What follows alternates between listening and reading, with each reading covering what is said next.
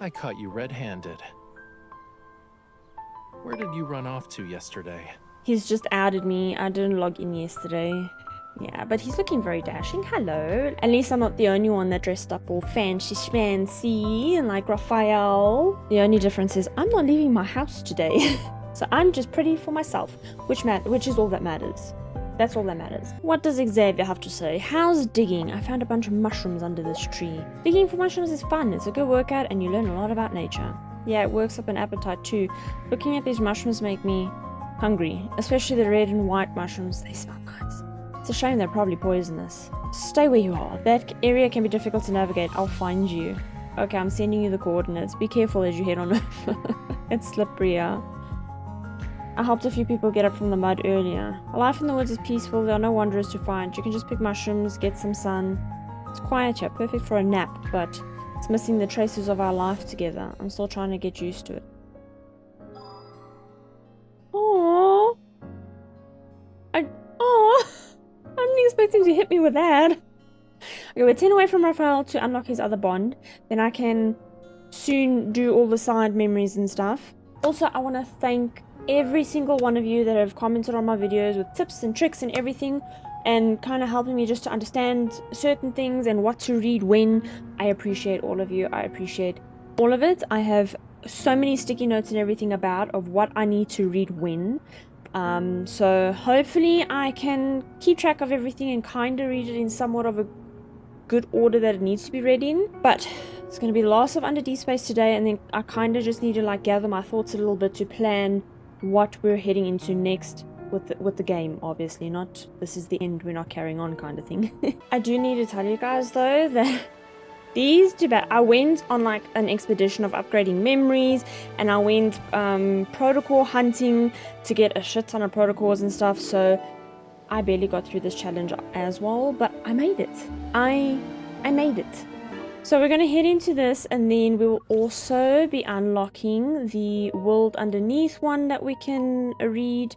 I don't know why I'm explaining this. I should just head in. Let's go. Bonfire. God, his eyes are so beautiful. Oh, speaking of seeing this, give me a moment. So I was just scrolling to find things, and I saw his necklace, and I got it. So yeah, and I see this is an apple. Just makes me kind of think like, is he like the new Draco Malfoy? But I got his necklace. We haven't unlocked him. I haven't read his stories. I know nothing about him, but I like his necklace, so I ordered it. Let's see who we're heading in with. Oh yeah, we left with Raphael. Yes, I remember. He turned into a merman, a fishy. Hello, Raphael? You're awake? Yeah. Oh, he put us on a leash. Are you alright? In the ocean, I thought you... The line between being kind and being dumb is very thin. A small smart fish swims away while it still can when the big fish are hunting. You're the idiot. The whirlpool was obviously a death trap, but you just swam right into it. Aww. Anyway, thanks. You were the one who pulled me out of the water, right? I thought I heard your voice before I blacked out. That's just my random act of kindness for the day. So, how long do you think this malicious creature will keep an eye on us? I forgot about the cat. It's the kitten from before. Now that the Wanderer's gone, it should be safe. It'll be cold tonight. It wants a warm place to sleep.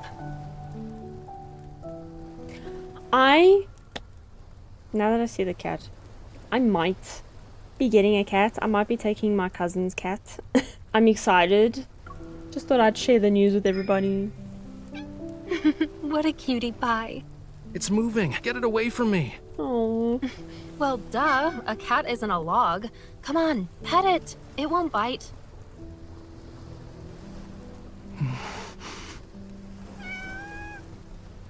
Aww.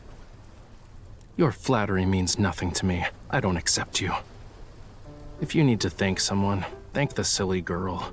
She's the reason you're even getting a crumb of my attention. It licked me. No. A monster touched me. My hand. It's over. I can't hold a paintbrush now. He's Not so like freaking this.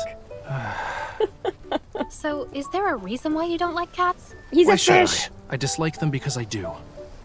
For humans, it's game over as soon as a cat nuzzles them. Raphael, that means it trusts you and feels grateful.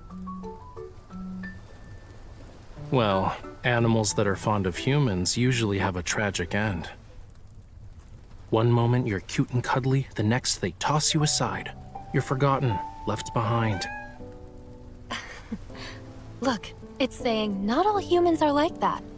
Sorry to butt in again, I'm so sorry, but this is something really small and like, it's nice to see for me, the fact that how they cast the shadow of his hands from the fire. Like, a lot of developers, especially mobile game developers, won't put so much attention into detail of shadows.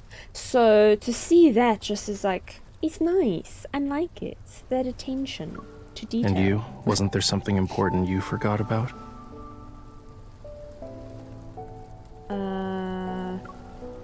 Are you talking about the coral stones? You're good at remembering trivial things.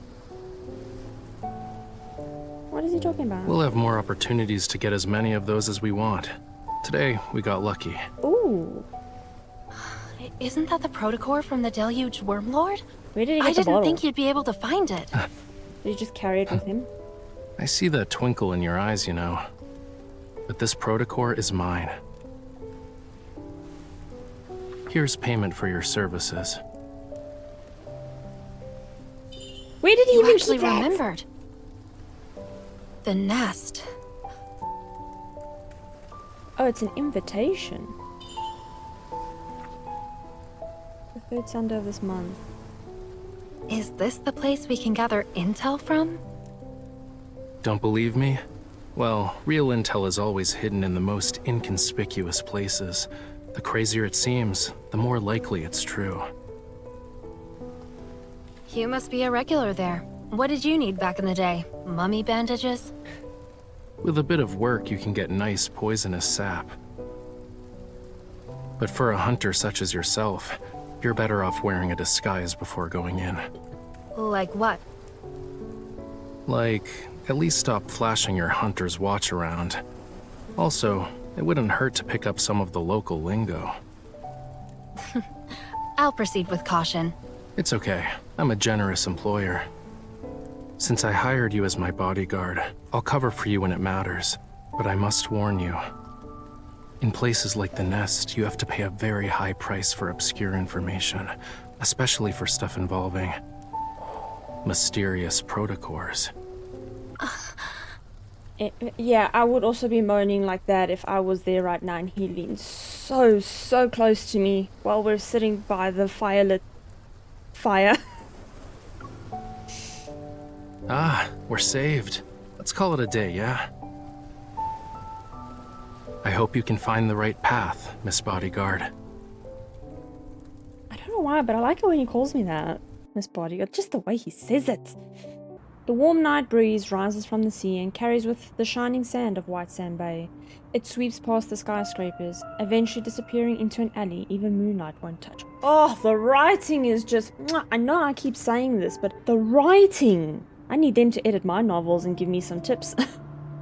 At the end of the alley, electronic waste hidden from Lincoln's daylight is no different from rubble. Erratic currents meander in the air and capture the wisp of a signal. I just wish I could naturally write like that without having to stare at a sentence for like 10 hours before it actually comes to me. The fleet will return from the Deepspace tunnel tonight. A recently discovered planet, Alpha P0159, is confirmed to be dead by the DAA. Okay. They say you're connected to Isaiah's death. I never believed them. You would never attack your own comrades.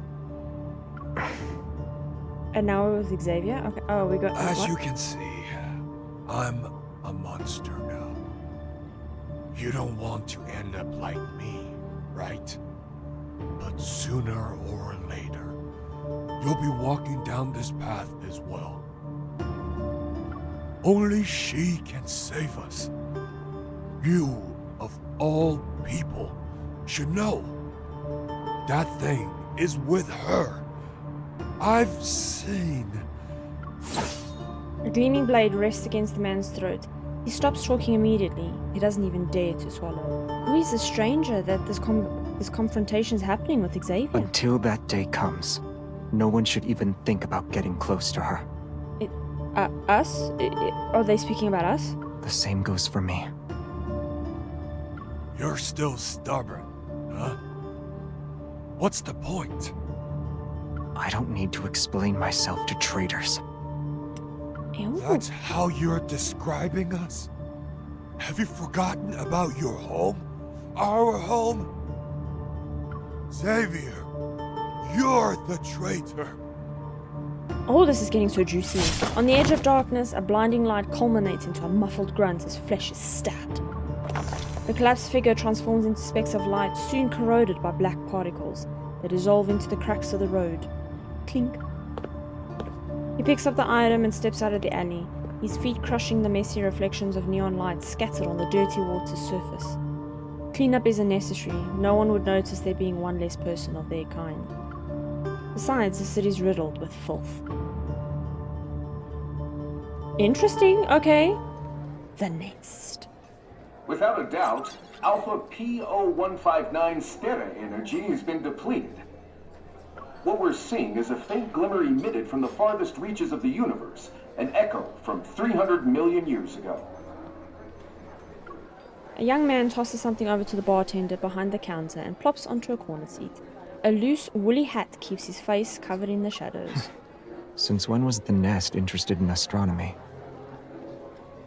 How am I supposed to know? Blame the Deepspace tunnel. We've never been this close to the cosmos before. I like how they've, like, in his shadow added the little cocktail shaker. The bartender looks down and sees a damaged protocol. He uses a bar towel to wipe off the crimson smear lingering on it. You always take bounties but never accept the rewards. I wonder if you have a grudge against me. Isn't gathering personal information your specialty? Besides, it's possible that I'm on your bounty list too. Tomorrow night, it'll be hunting day again. Will you join in on the fun? Someone deliberately stirred up some trouble in the nest today, but he doesn't have the patience for it. Not interested. Is Xavier secretly a bad boy? Where is it? The bartender shrugs. He reaches under the counter and pulls out a dark-colored envelope. Sliding it over, he leans in. Don't say I didn't warn you. Pay attention to wandering eyes. He's been doing that since the beginning. There are 3 pairs. As likely his actions in the alley caught their attention. After all, birds of a feather flock together. If he makes his move here, he'll have another bounty on his head. He needs to be more careful in Lincoln from now on. Traces of light begin to coalesce into a long sword in his right hand. It's right over there. I wish you the best of luck, miss. Thanks. Oh, we walked into some shit that was just about to go down. Inside the dimly lit bar, every face is indistinguishable. They are beasts lurking in the dark. Only an open door allows bright light to spill in. From that single beam of light, the silhouette of a girl emerges. It's unexpected, subtle. It's moi! The animals are growing restless. He pauses for a moment and pulls his hat down. Oh, must hide identity. The light sword in his hand quickly dissipates. He stands up and heads straight for her. As their eyes meet, he sees a surprised flicker in her gaze. Follow me. Oh, okay. Interesting. In Azure Square, the carnival is holding a space-themed event. A hologram has been used to construct a castle-shaped fountain. In the middle of the plaza is a towering circular screen. The newscaster enthusiastically discusses information the Deep Space Aviation Administration brought back. Whew. There are traces of organisms that once lived on Alpha P0159. That is a 0, not a no. You didn't ask me to follow you so we could appreciate the fountain, right? There's more to it. I'm sitting on a bench by the fountain, my gaze fixed on Xavier. He's lost in thought.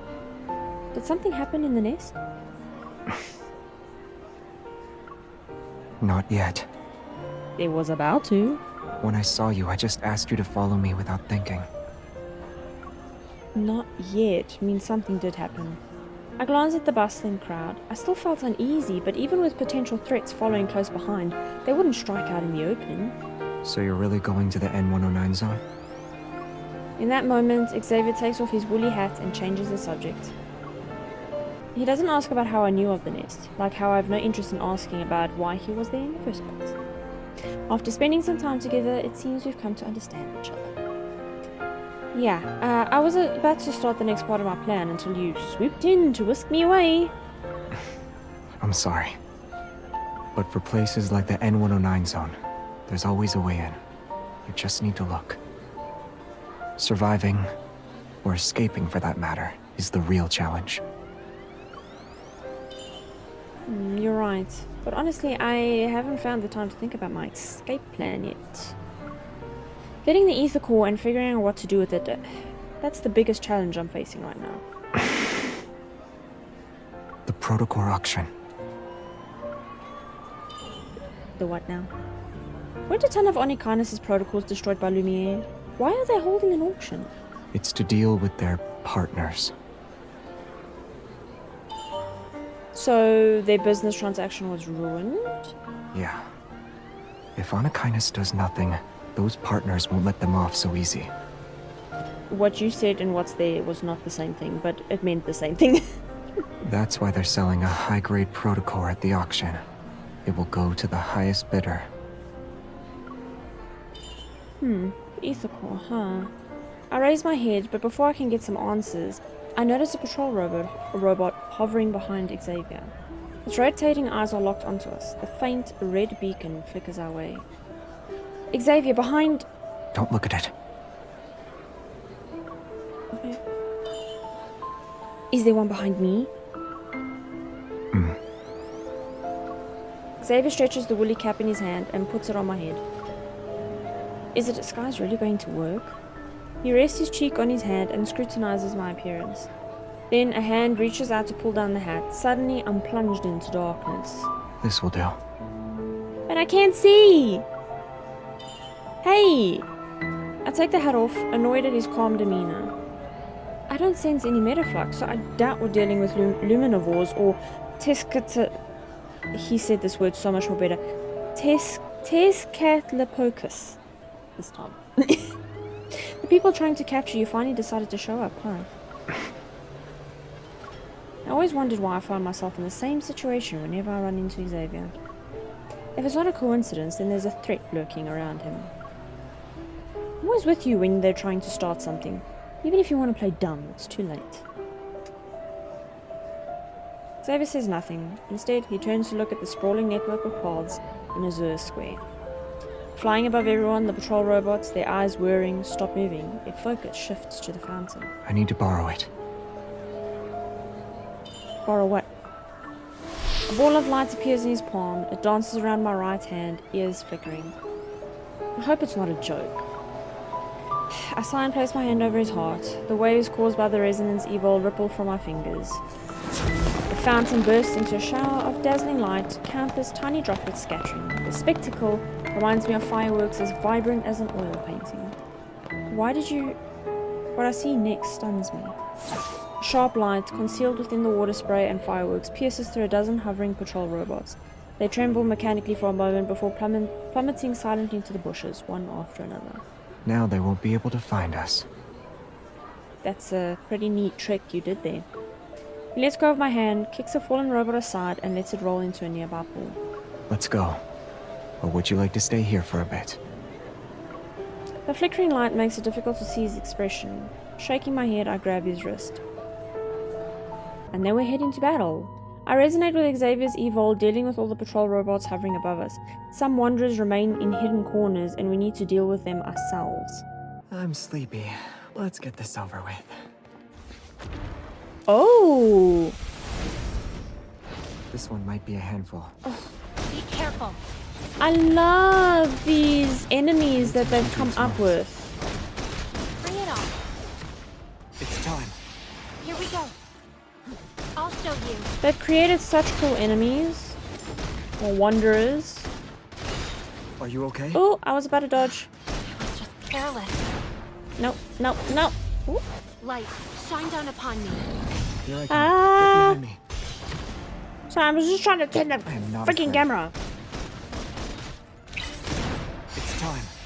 Here we The enemies are weak. Now's our chance. eat this. Be careful not to get hit. Watch out. It's getting back up. Keep up the momentum. It's time. Here we go. Step back. Can you keep up? I didn't Yeah. even sweat. Come to me. I'm coming now. I just want to kind of like Don't broke. get too close. You'll hurt I want to yourself. broke It's the time. protocols. Here we The enemies are weak. Now's our chance. Let's Let's move. go. I won't lose to you. End it. You won't escape. Boom, just one bullet. It's Bam, done. bam. Everything went well.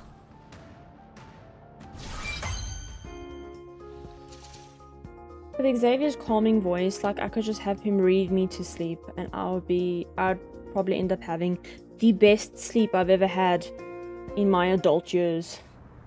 The locals have already forgotten when Philo, is it Philo? A flower shop first appeared on the street corner. Tiny blue star-like flowers cascade from the third floor balcony and envelope nearby buildings. The owner seems to have mysterious friends. On nights with little moonlight, one can often see starlight surrounding the backyard like fireflies. I'm so sorry. At midnight, Jeremiah locks the front gate. He carries a withered laurel. He enters the backyard and with some effort squeezes past the glass door of a greenhouse. Out of nowhere, a beam of light bursts through the door behind him, landing next to a cluster of wavy leaf sea lavenders. Wavy leaf. Xavier, you nearly scared me to death. Didn't you promise to use the door like a normal person? As soon as the words leaves his lips, a girl peeks out from behind Xavier. She has an apologetic look on her face. What in the... Hi. He sees the other person's face and he freezes like a wind-up doll whose batteries just died.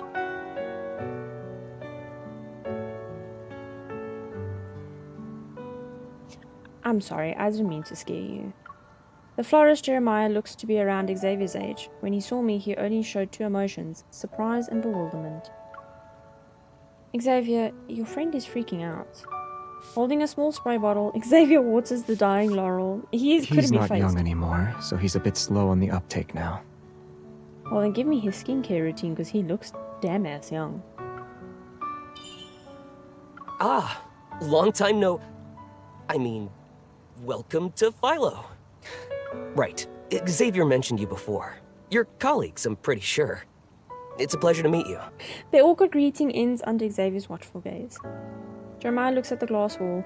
It flickers briefly, then returns to normal. Now that we're out of sight, you can talk. Did something happen in the no-hunt zone? With how he casually brings up the no-hunt zone, his expression unfazed, it shows he's not just a florist. Xavier shakes his head. Are there any unused identities left in the vault? She needs to get into the N109 zone, but lacks a disguise. Oh, wait, you're actually going to help me? Didn't you say you still need to think of an escape plan? Laws don't exist in the N109 zone, but knowing the right people can come in handy. If your reputation is good enough, even the ones who want to mess with you will think twice. Well, luckily I have you and Raphael on my side to help me. Zane doesn't need to know about this expedition. Ah, I got it now.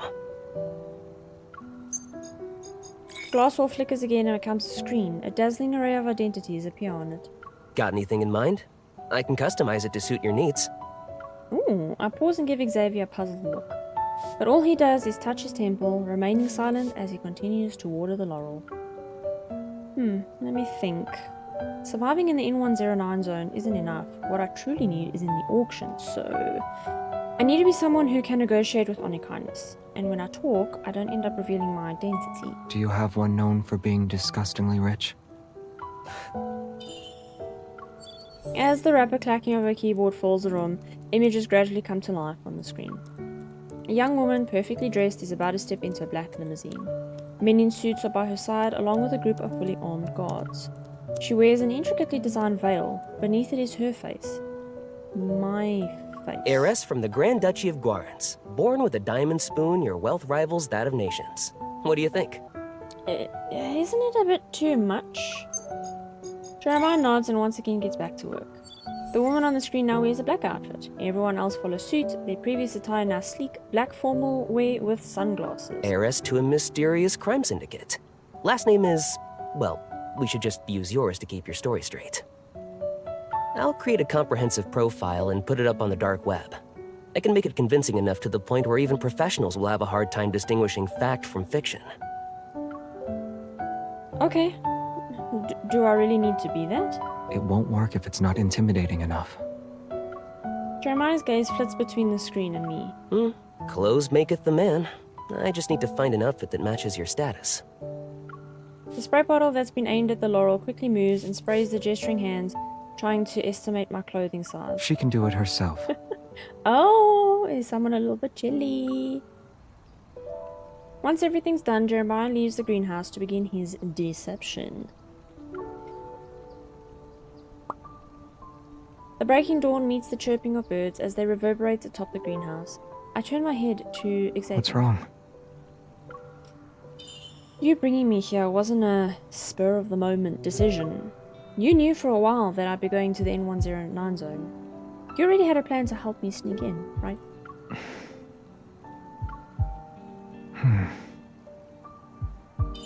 How did you meet a friend who knows how to make fake identities?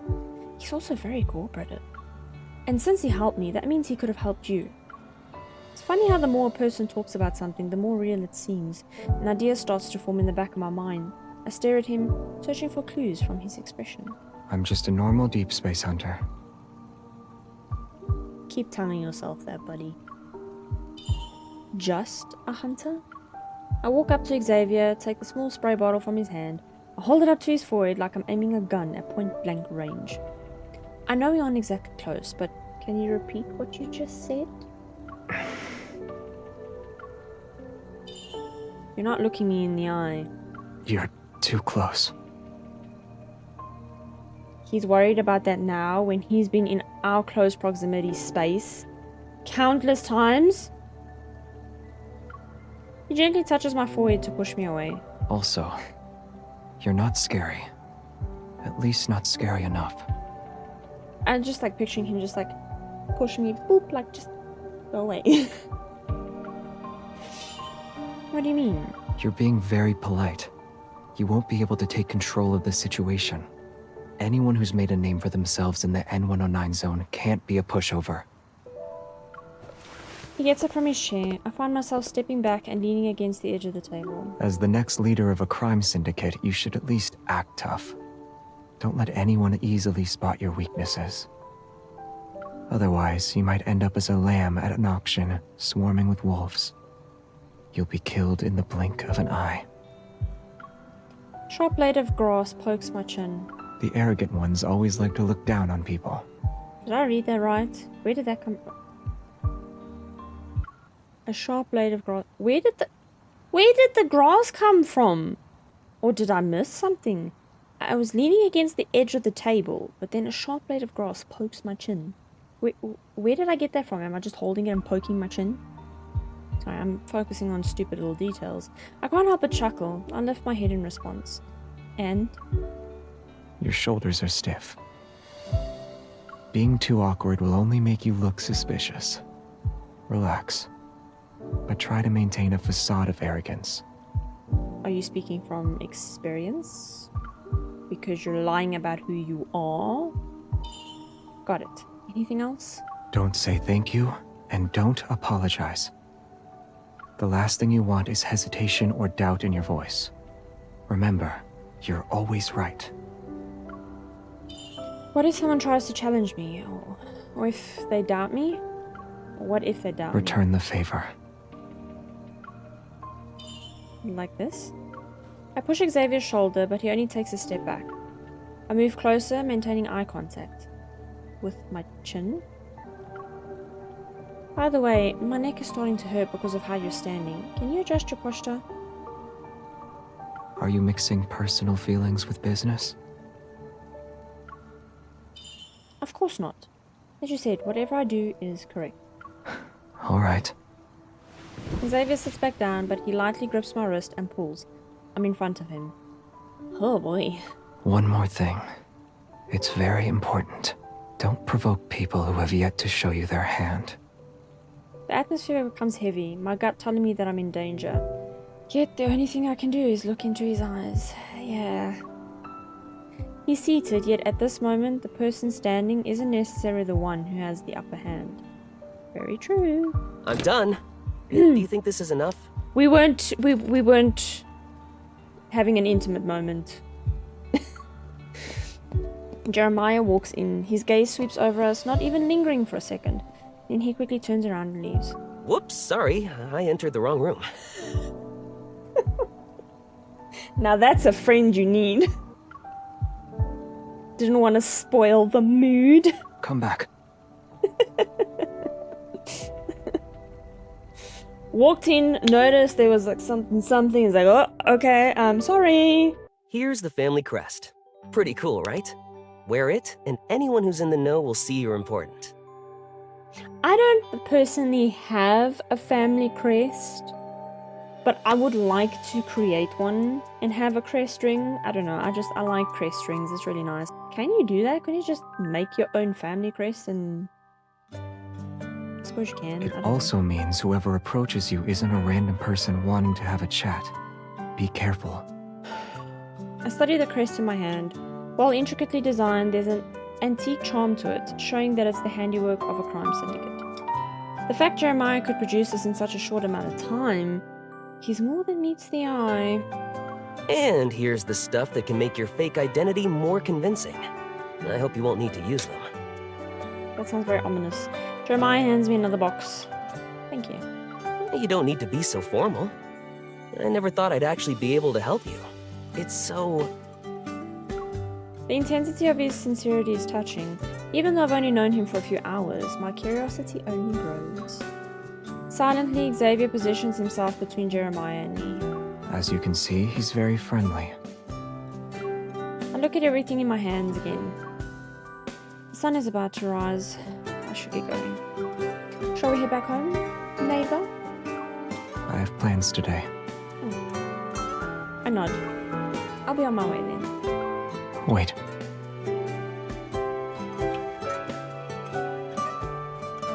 I hold my breath and soon feel a faint prickling sensation from my earlobe, like a gentle jab that's gone in an instant. It's a secret transmitter. Even if you're somewhere in the N109 zone with no signal, we can still track your location. I touch my ear, but don't find a trace of it. A tiny capsule is placed into my hand. An inhibitor. Take it before you meet up with anyone. You'll be temporarily immune to 98.7% of neurotoxins. And here. He slips a very thin hairpin-like item into my sleeve. I raise my arm and squint before I see a needle with liquid inside it. What is this? Self-defense. It's not too strong. Just enough to take down an elephant. What does he consider strong then? Huh? If you ever run into danger, don't hesitate. Do you have a magic pocket or something? Where did all this stuff... My vision is then overwhelmed by a bluish-purple hue. Is this also a secret weapon? It's flowers.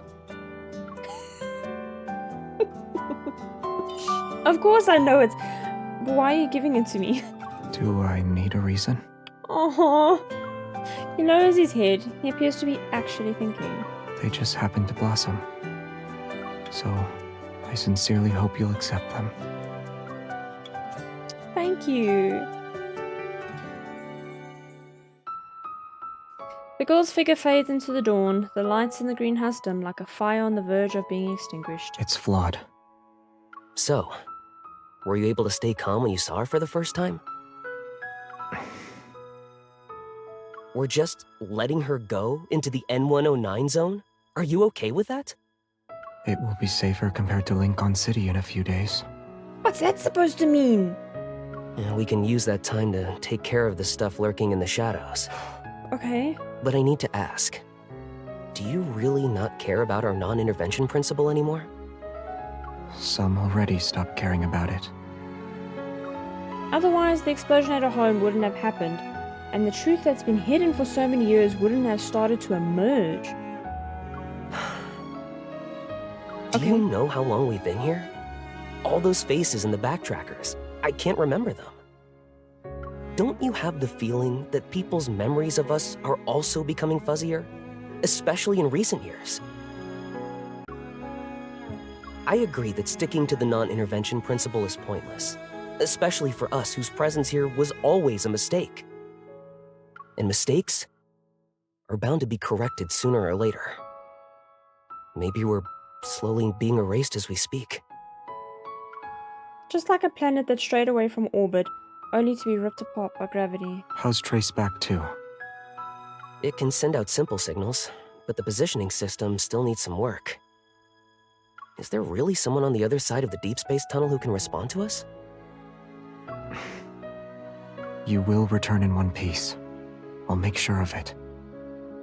Having Evol doesn't make you invincible. And this isn't Phylos. And we, you know, aren't truly immortal. Our kind, I mean. Our kind? Not every planet in the deep space shines, or rather, they don't shine forever. Piercing through a veil of light, dying celestial bodies are nothing more than skeletal, ashen rock with ring-shaped mountains. Wait. Are you telling me when I made that joke of him being like a demigod, when we found out about Lumiere, that he is somewhat in that sense? He's like a celestial being? Well, I mean, Raphael's a fish, so I'm on board with that. Cosmic dust coalesces into asteroids, their surfaces adorned with algae that couldn't be considered a sign of life. A faint glimmer of light gradually emerges in the distance and spreads out from the horizon. The morning light manifests on one side, and on the other is the beginnings of a misty night. Please don't end the chapter there, because that's a really shitty place to end the chapter on. A lot of illegal protocol labs have been discovered lately. The energy fluctuations they've caused have attracted a multitude of wanderers. Lincoln City is now shrouded in darkness. The battlefield is ever-changing. That isn't it. Even a blizzard. Oh, Lord. Okay, okay. Let's go. Okay. Now's our chance. My turn. I'll show you. Victory is within reach. Pay attention.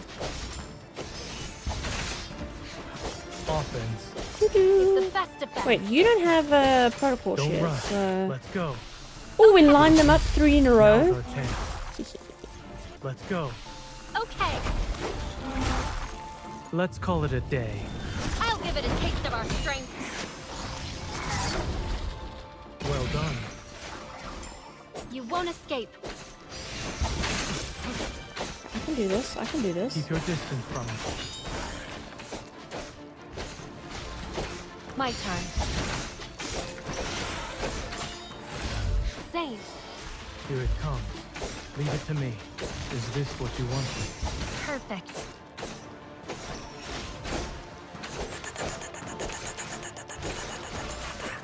I was so close to finishing it, but I did funny fabble in the beginning. Make sure to dodge the attack. Don't let your guard down. Oh, thanks. I didn't even see that at the back of me. Eat this. Let's go. Okay. Offense. It's the best defense. My turn. Zane. Here it comes. Leave it to me.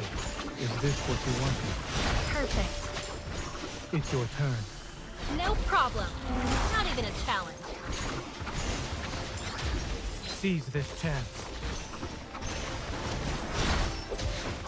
Bring it on. Go back to the pit you came from. Let's call it a day. I'll give it a taste of our strength. Keep your distance from it. It's your turn. No problem. There we go. We crushed them. There we go. I aced it a lot better. I was like eerily quiet in that battle. I was like super focused. Perhaps they don't want anyone else to get their hands on it, as they try to obtain one for themselves, or there are ether cores already in their possession. That's why they're selling a high-grade protocore at the auction. It will go to the highest bidder. Laws don't exist in the N109 zone, but knowing the right people can come in handy. If your reputation is good enough, even the ones who want to mess with you will think twice. I've confirmed the location of the ether core and I have a fake identity that can keep me alive. Now I need to figure out how to get into the N109 zone. Why not come up with a master plan? Become the best bait for Anakinus. Maybe a small opening is all it will take to get them to expose themselves. To be the bait that is the most valuable. And the most Resolved, I pick up my phone and dial Raphael's number. Hello? Are you free right now? Why? Meet me at the nest. Show me how to fish. Huh? Oh! It's getting so intense.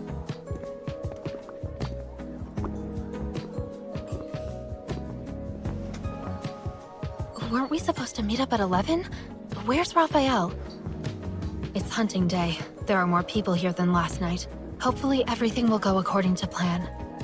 Ultra-dangerous protocors, nothing illegal. And lots more in stock. Are you interested, miss? Haven't seen you before. I'll give you a discount. One Narcissus, and you've got yourself a deal. Where did you get them? Why don't we start with... Don't you think it's a little weird to do business with newcomers? If I'm the newcomer, then you must be the veteran? You're today's shining star. The little secrets I carry aren't worth the trouble. Got your bait ready? Yeah, I'll play their game and let myself be taken into the N109 zone. Which means we need to cast the line. Should be easy enough. Here. What's this? Write your bargaining chip on it. Okay.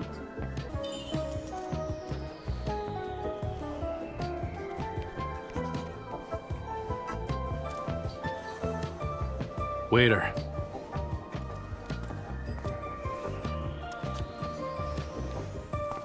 Who's he going to tell?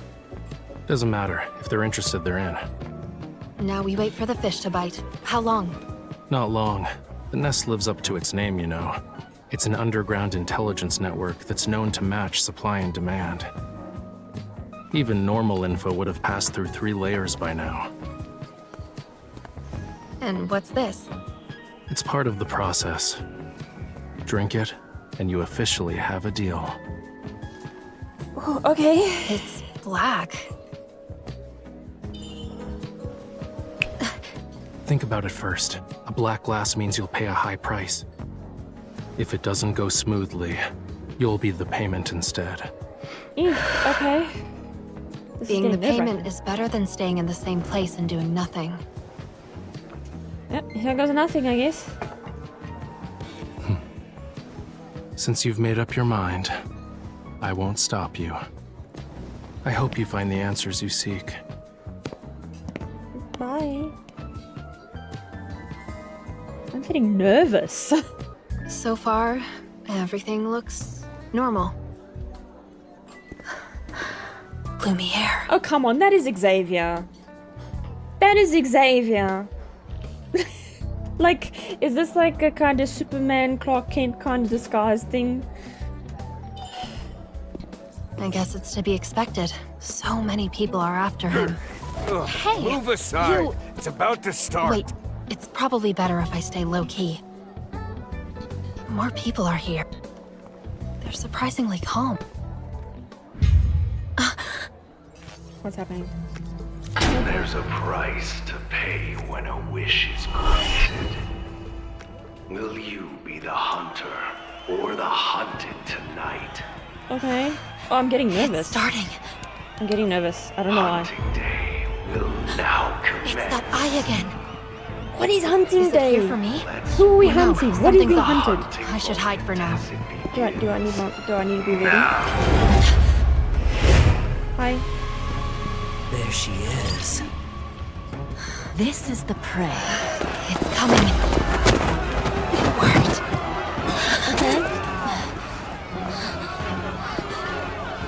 happening? C003 neurotoxin. If you're smart, you won't move. Oh shit, okay. We've got this. We've got this. We're a hunter. We are skilled. We will be fine. I am getting goosebumps. Not because I'm cold. The more enticing the bait, the more dangerous things can get. Most are clueless to it. Now's not the time to celebrate. The big fish we want hasn't fallen for it yet. Did you bring the stuff I requested? You're fine with handing over a fresh catch just like that? Do you really think they can handle the prey I caught? Okay. Traceback 2 will reach the edge of the Deepspace Tunnel's umbra within 1 day. Our journey through the Deepspace Tunnel begins. Destination is in the Orion arm of the Milky Way. Once the home of humanity, Earth. Activating course correction engine. The final countdown has been initiated. When Alpha P0159's light shines through the Deep Space Tunnel, illuminating Lincoln Tower's pinnacle. The closest we've been to it in the last 4.6 billion years. Damn. This galaxy's name is derived from the old word philo. It's the most exquisite gem in deep space. Philos. Humanity remains shackled to time. Fortunately, there are other lives in this boundless, starry sea. Tonight's weather, clear sky with winds around 7 miles an hour. Everything is serene inside the Deep Space Tunnel. Good night, Lincoln City. May you rest in the Milky Way's embrace, drifting in long and happy dreams. You know, I've got to give props to this game because there's not many stories that can leave me with literal chicken skin goosebumps on how good the story is. It's very seldom for that to happen, but this countless times just leaves a shiver down my spine. Damn. Okay, is this now the end of the chapter or what? Because I don't know how many oh lord, I don't know how many battles I can make through. The battlefield is ever changing. Don't underestimate it. Let's go. Okay. It is weak. Now's our chance. Keep your distance from it. Be ready for its next move. Go back to the pit you came from. It recovered. Be careful. Keep your tempo. It's your turn. It is weak. Now's our chance. My turn.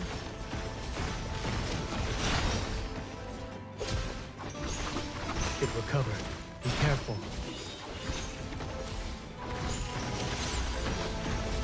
Proceed with caution.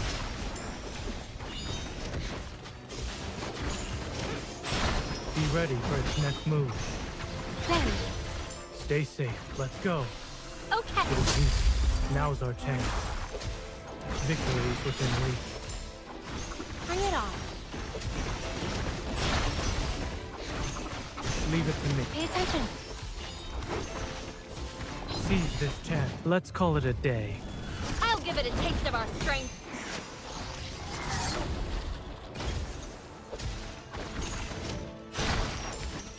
I'll show you. Let's go. Okay. It is weak.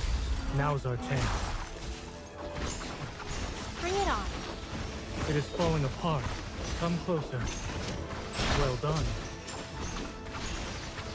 Be ready for its next move.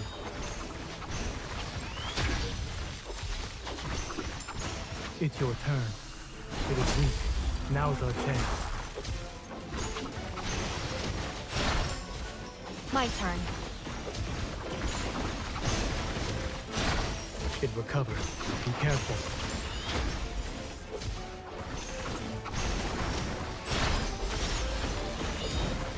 Go back to the pit you came from. Offense. Is the best defense. Oh, no. It's your turn. It is weak. Now's our chance. Don't rush. Let's see what it's up to.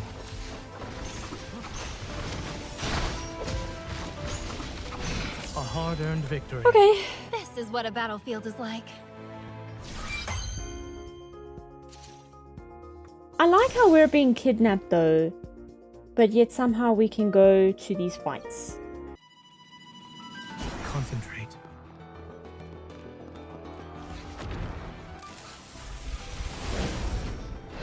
This is dangerous. Look after. It's your turn. No problem. My turn. Keep your tempo. Dr. Zane. Fall back. Oh, I don't know how I'm gonna get through this battle. We're barely making any damage. Watch out. Let's go. Okay. Bring it on. Don't worry. I'm okay. Make sure to dodge the attacks. I misjudged the situation. Let's retreat and take time to think of something else. I'm speechless. Okay, I'm gonna need to regroup and think about that one. Holy shit, we unlocked so many. Each one usually takes a little while to read, so I think maybe I'll read 3 and 4 now. And then in the next video, with whatever I've planned for that video, I'll read these 2 first before heading into whatever else there needs to be. Okay, Emerald Vines. This one is for Talia. On the trellis are emerald-colored vines. Raphael holds one of them. Soon, this garden full of exotic plants will be the place where Talia and her lover will hold their wedding. Not bad, it matches the design of the necklace I gave her. The garden's owner, Charles, is a jewelry designer. He enjoys gardening in his spare time and has done conservation work for endangered plants and animals. This is how he had met Raphael. Choosing flowers is a psychological experience, Charles says. It's a process akin to someone trying to understand another person. Really? Raphael draws a series of random lines on a sheet of paper. I chose them based on the impression they gave. It doesn't sound as cool. People have also said that giving flowers to a lover is a surefire way to their heart. Charles remembers a girl he caught a glimpse of in Raphael's photo album. If you ever want to do that, you're welcome to pick any flowers from my garden. Stop reading stuff from those weird articles. Charles shrugs and responds with a helpless smile after being teased. He walks back through a path that's adorned in a faint floral fragrance. When he returns, he has a conversation between Raphael and Talia. Are you really not going to attend? It's my wedding. Nope. The aloof artist continues to doodle. His phone is on speaker and his responses are quick and simple. If Charles wasn't doing a commission for Talia's wedding, he would have believed Raphael. But I finally found someone I like. You said the same thing last time. And how long ago was that? Why are you so stingy with your blessings? I blessed you when you made the pact. Any more would be pointless. What do you mean? Not everyone is as lucky as you. I'm hanging up. Raphael ends the call and hands the sketch in his hand to the jewelry designer. The once chaotic lines are now an elegant yet fancy bouquet. A pencil may not be able to display any color beyond black, but Charles can still imagine the blue that Raphael chose earlier. He carefully takes the sketch and hands over the necklace design. This is from the plan we previously agreed upon. The gemstone is Talia's favorite and matches the color of her wedding dress. Before he can finish his sentence, they hear Talia's laughter from Raphael's phone. Raphael's expression changes as he realizes the call is still going. Talia sounds even happier than before. I knew you wouldn't disappoint me. I'll be waiting. See you then. The call actually ends this time. Charles chuckles and ignores Raphael's annoyance. There's no point in hiding it if you're going anyway. He points out a few modifications about the gemstone, saying to Raphael, You put a lot of care into the details. I'm sure my plan will be harshly criticized. Raphael lowers his gaze and doesn't reply. Charles thinks he's maybe thinking about his lover. Sensing that Raphael has no intention of responding, he changes the conversation topic to the necklace's color scheme.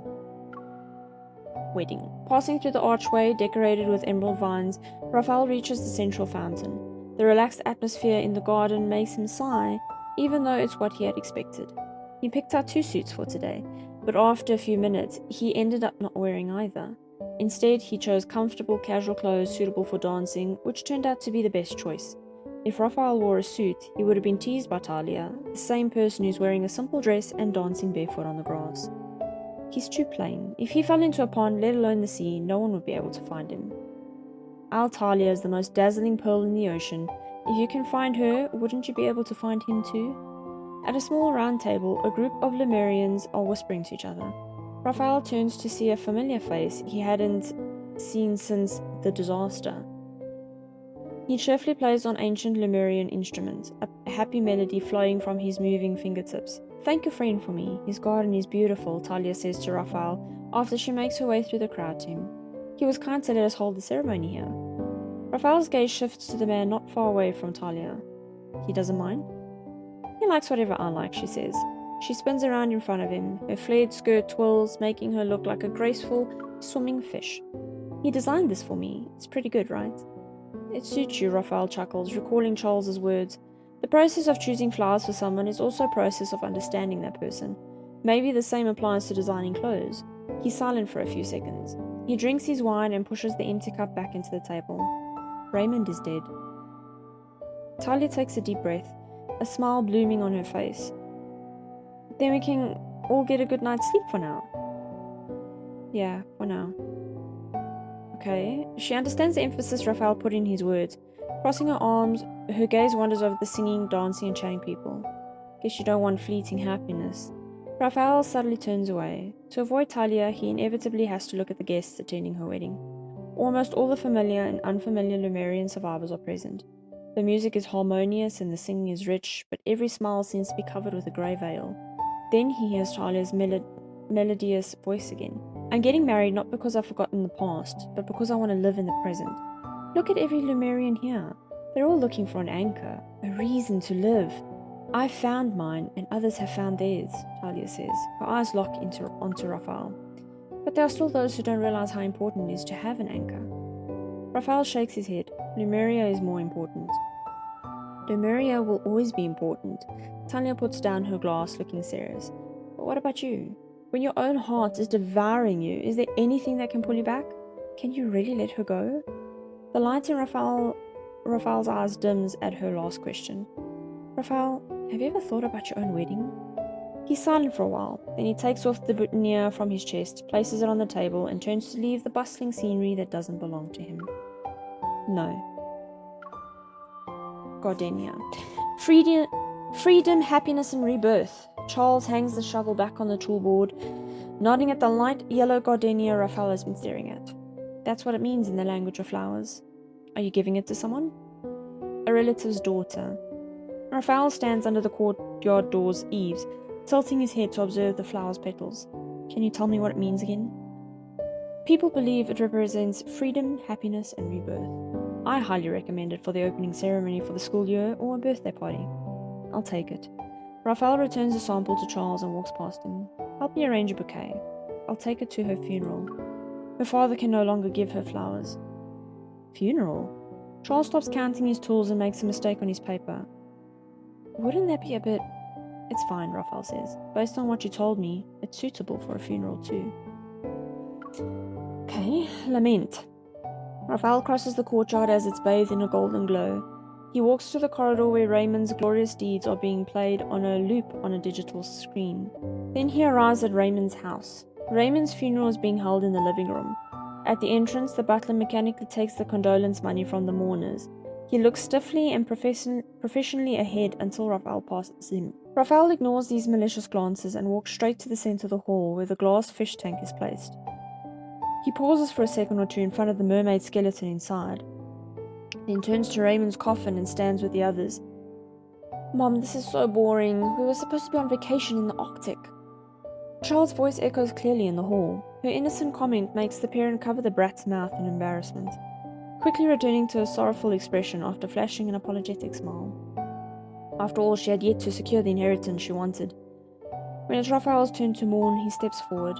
He leans over the coffin and places the carefully selected gardenias on it, making sure its most beautiful side faces the fish tank. In the midst of all the black and white, this bright yellow bouquet is the only burst of color. He clasps his hands together and closes his eyes.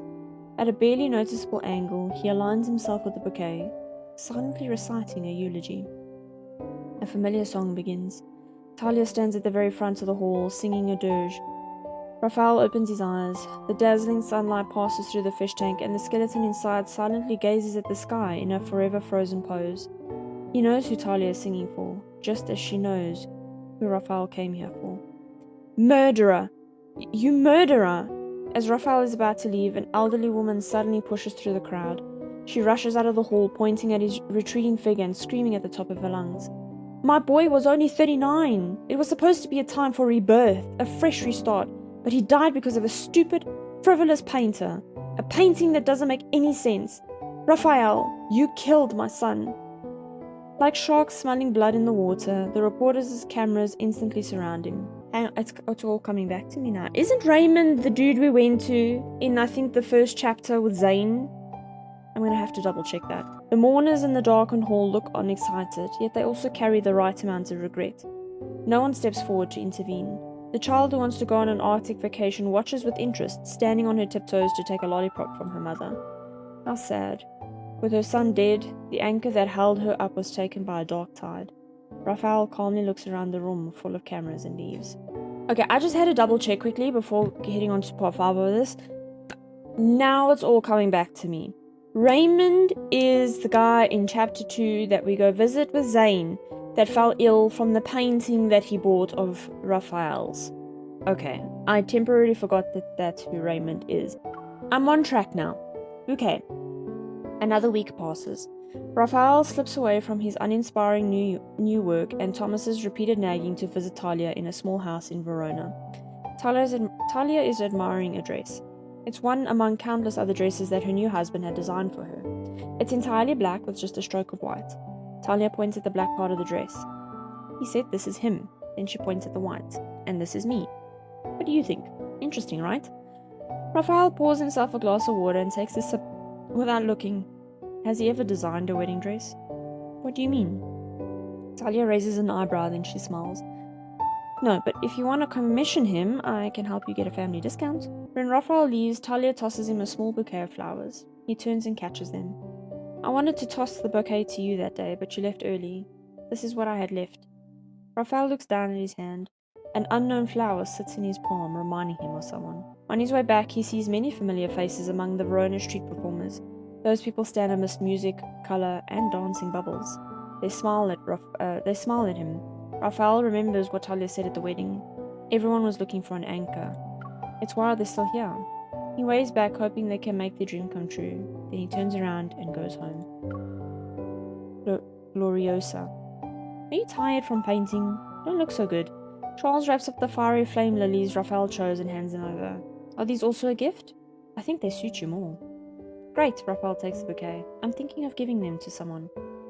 Are you giving yourself away? Raphael never mentioned it, but Charles had a hunch a long time ago.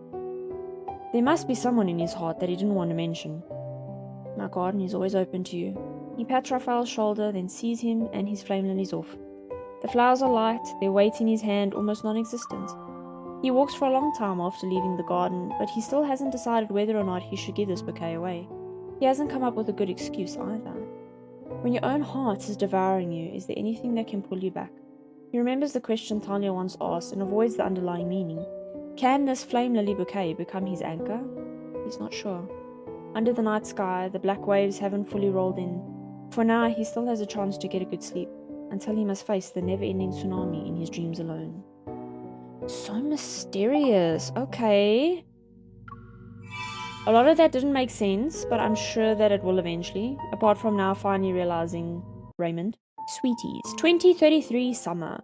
1 salted egg yolk cheesecake and 1 chocolate chiffon cake.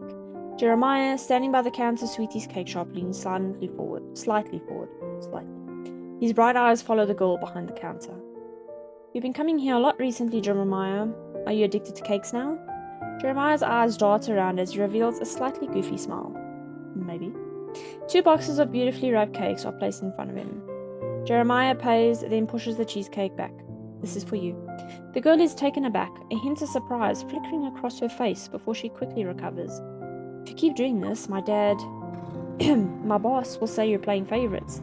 He'll be upset you're only treating me and not him.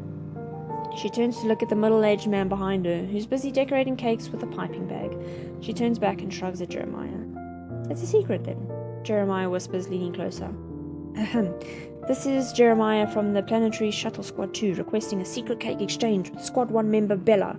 Please respond, over. The girl chuckles, then quickly covers her mouth and whispers. Squad 1 Bella, message received. Beginning cake transfer, over. Okay, Jeremiah, your friend is still outside. Don't keep him waiting. I'm going, Jeremiah says, his tone suddenly a little awkward. By the way, you haven't forgotten about the dinner at my house on Sunday, right? Ding, ding, ding. The door of the cake shop closes. Xavier, who had been waiting for a long time, glances at Jeremiah. I thought you said you couldn't get used to Earth food. Oh, Jeremiah says, waving his hand. I bought it for displaying purposes. Xavier raises an eyebrow. Before he can say the words Jeremiah knows is coming, Jeremiah quickly pats his shoulder. Come on, teach me on how to make some Earth dishes. You've been researching recipes recently, right? Bella loves marigolds. I want her to see them when she comes over for dinner. Jeremiah says, holding a vase as he passes by Xavier. He peeks out from behind the orange blossoms. Where do you think I should put it? At the door? By the dinner table? Or on the balcony?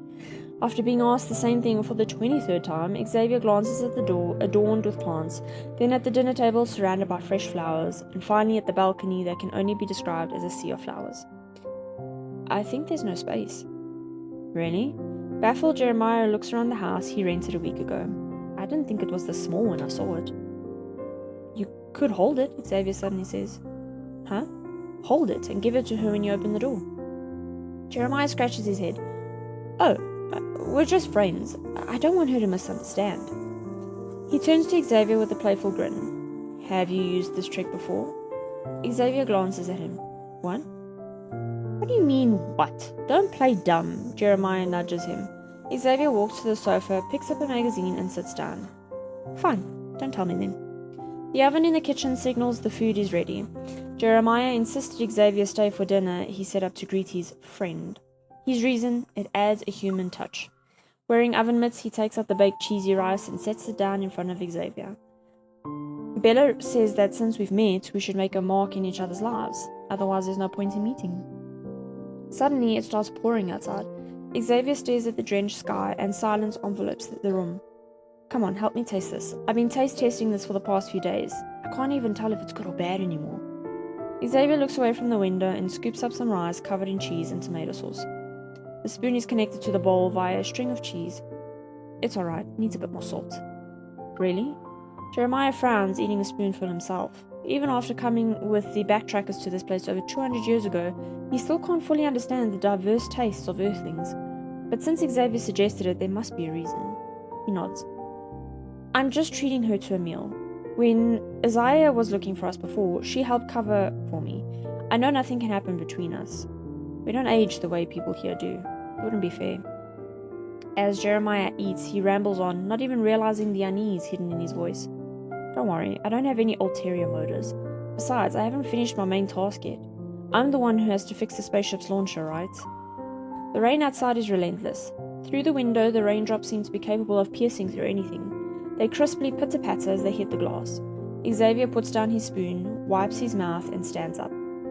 Forget it. You haven't fixed it in 200 years. You might as well focus on dating. What? In a flash of lights, Xavier disappears along with the newly modified accelerator Jeremiah had on the table. He sighs and takes the dishes back to the now empty kitchen. If someone told him hundreds of years ago, back when the track back 2 was riddled with holes from an asteroid as they were in cosmic turbulence, he would face the mundane problem of greasy dishes, he would have laughed.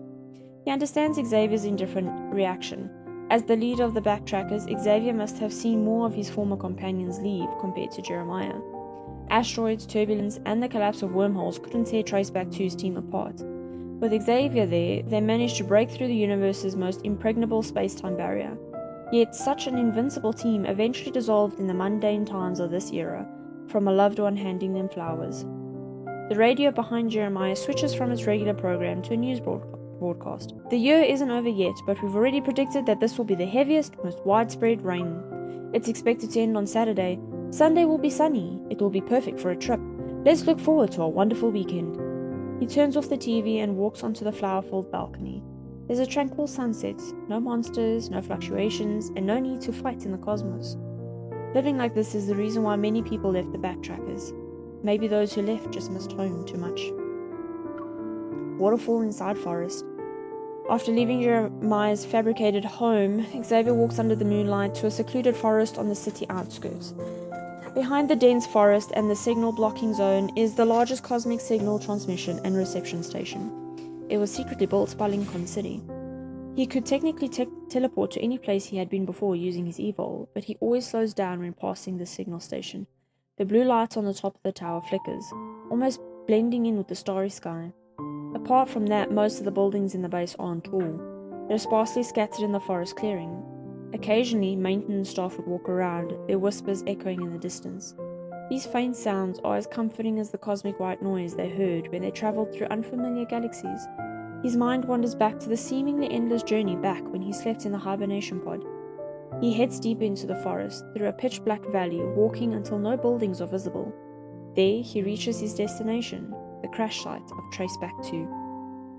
Only part of the wreckage is above ground. He pushes away the vines and places Jeremiah's accelerator into the launcher. He lights it with his evil. Little specks of light float from his hand into the leaves below. Soon, blue electricity starts flowing and a cold mechanical noise echoes under the starry sky. He sits down in the pilot's seat, quietly waiting for the result. Fortunately, the forests in every space-time sound and smell the same.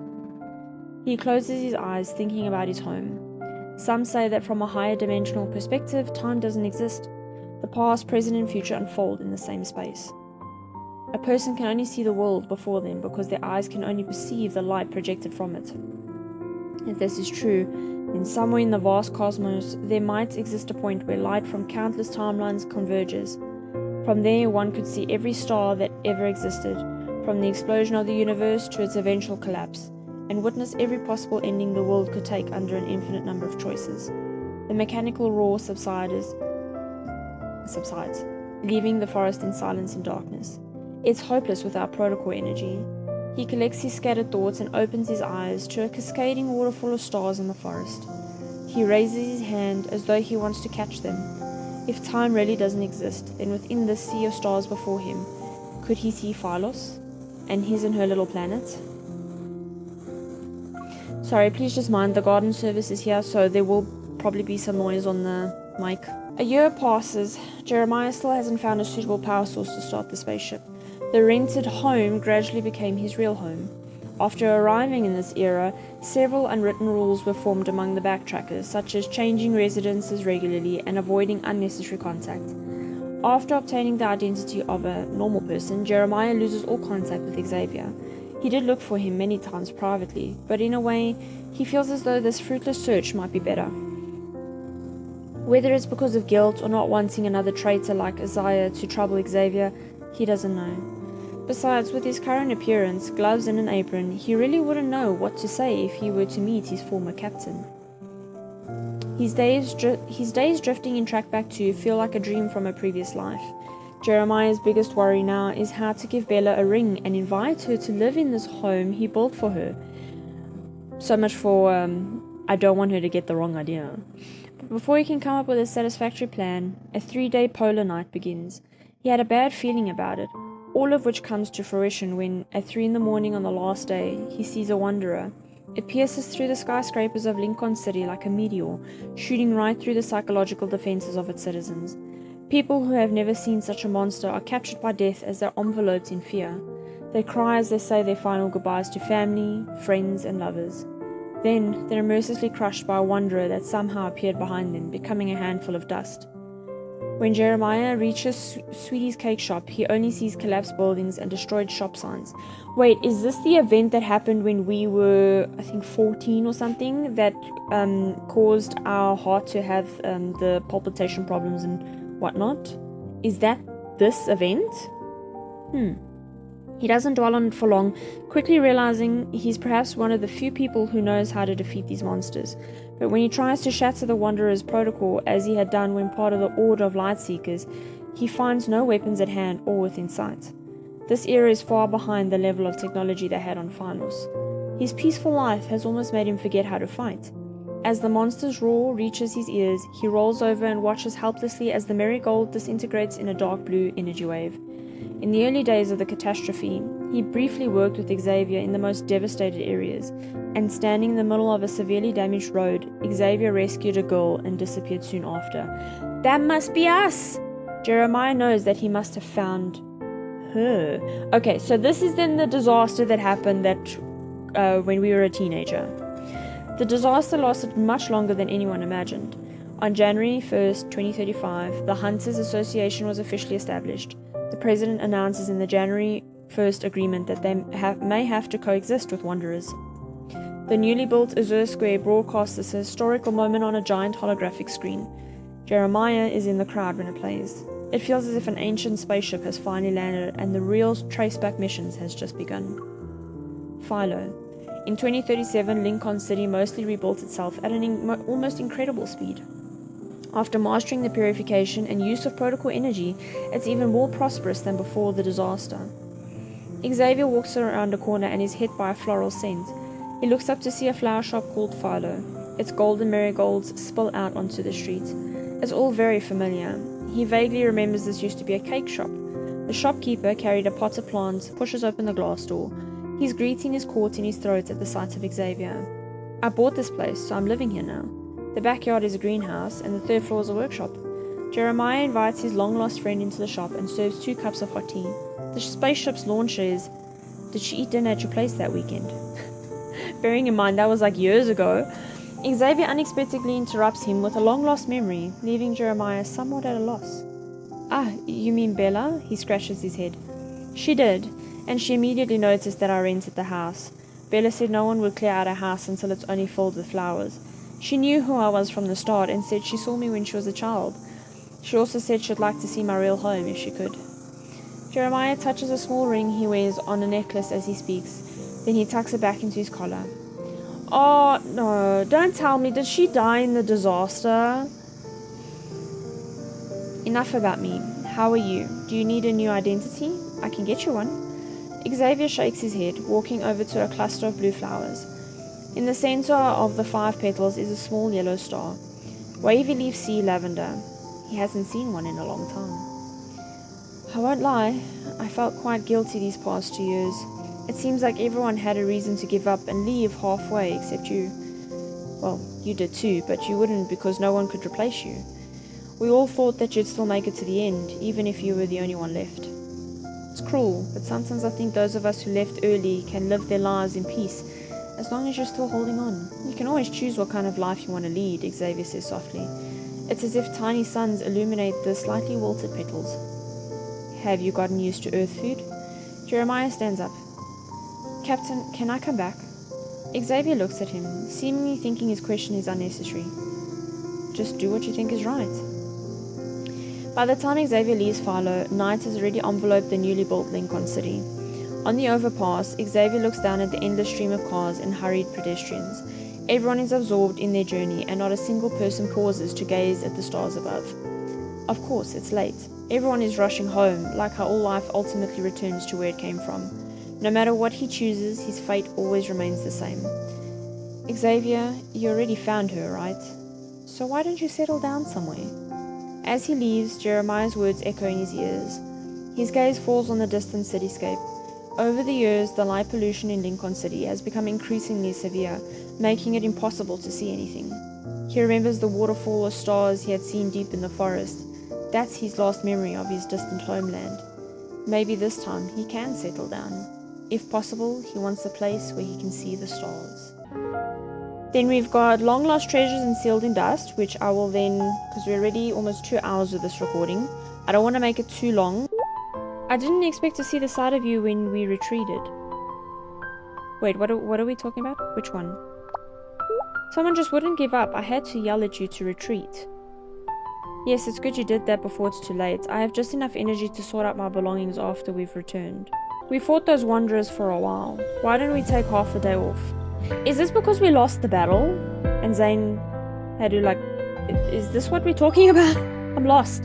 No need, I get enough rest on the way back. I watched those funny videos you shared earlier. I'm awake now. Okay, so we've officially finished under Deep Space, which is really awesome because now it opens all the other chapters, which I've been told should also be read in order as listed. So I take it the next one's going to lead us into meeting Silas. I'm so excited.